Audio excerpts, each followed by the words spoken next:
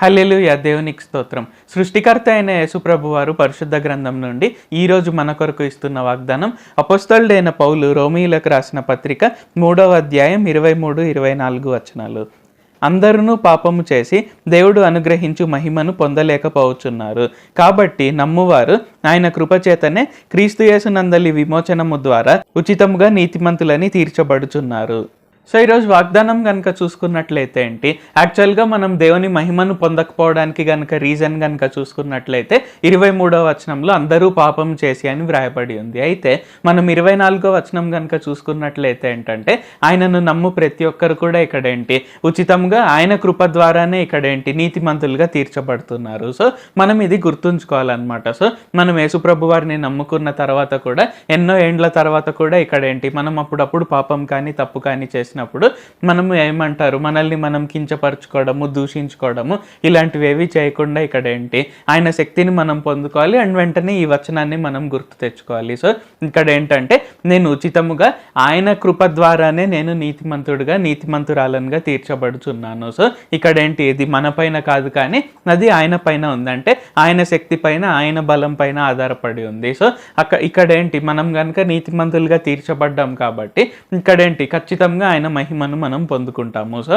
ఆయన మహిమను పొందుకోవడానికి మనం ఏవేవేవో గొప్ప కార్యాలు, చాలా అద్భుత రీతిగా ఏవేవో పనులు చేయాల్సిన అవసరం లేదు. కానీ ఇక్కడేంటి ఆయన కృప పైన మనం ఆధారపడాలి. దేవా, ఉచితంగా మీ కృప ద్వారా మీరు మమ్మల్ని నీతిమంతులుగా తీర్చారు కాబట్టి మీ మహిమను కూడా మేము అందరికీ చూపించాలి. సో మీరు మాకు ఏ మహిమనైతే ఇచ్చారో అది మేము ఫస్ట్ గుర్తించి అది ఖచ్చితంగా అనేక మందికి వెలుగుగా అయి అనేక మంది కూడా మా ద్వారా మీ వద్దకు రావాలి, అలాగే ప్రభావితులై వారి జీవితంలో గొప్పగా వారు ఆశీర్వదింపబడాలి అనే విధంగా మనం ఖచ్చితంగా ప్రార్థన చేయాలి. సో మన దగ్గర పాపం లేదంటే ఇక్కడ ఏంటంటే ఖచ్చితంగా దేవుని మహిమ ఉంది. అండ్ 24వ వచనం ప్రకారంగా ఉచితంగా మనం నీతిమంతులుగా తీర్చబడి పాపం నుండి విమోచింపబడ్డాం కాబట్టి ఖచ్చితంగా ఆయన కృప ద్వారా మనం జస్ట్ ఆయనను నమ్ముకోవడం ద్వారానే, ఆయన బలియాగాన్ని, ఆయన పునరుత్థానాన్ని నమ్ముకోవడం ద్వారానే మనం ఇవన్నీ పొందుకుంటూ ఉన్నాము. ప్రార్థించుకుందాం.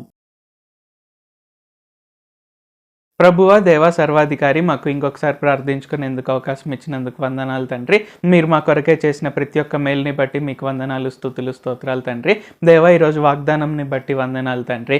అందరూ పాపం చేసి మీ మహిమను పోగొట్టుకున్నారు తండ్రి. అయితే ఆ పాపం నుండి మీరు మమ్మల్ని విమోచించారు. అంటే మేము మిమ్మల్ని నమ్ముకోవడం ద్వారా ఉచితముగా మీ కృప ద్వారానే మేము నీతిమంతులుగా తీర్చబడ్డాము అని తెలియజేసినందుకు వందనాలు తండ్రి. కావున మేము ఎప్పుడైనా అనుకోకుండా తప్పు కానీ పాపం కానీ చేసినప్పుడు ఇంకంతా అయిపోయింది, మీ మహిమను మేము పొందుకోలేము అనే విధంగా కాకుండా మేము 24వ వచనాన్ని గుర్తు తెచ్చుకొని మేము మీ కృప ద్వారానే నీతిమంతులుగా తీర్చబడ్డాము, ఉచితంగా నీతిమంతులుగా తీర్చబడ్డాము అనేది గుర్తు తెచ్చుకొని మీ మహిమను కూడా మేము అనేక మందికి వెలుగుగా చూపించుటకు సహాయం చేయండి తండ్రి.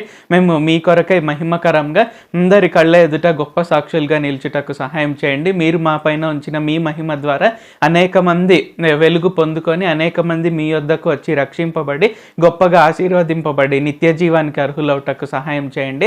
పరలోక రాజ్య వారసులవుటకు సహాయం చేయండి. నజరేయుడైన సర్వశక్తి గల యేసుక్రీస్తు నామంలో ప్రార్థిస్తున్నాం తండ్రి. ఆమేన్. Thank you Jesus. దేవుడు మిమ్మల్ని ఆశీర్వదించును గాక.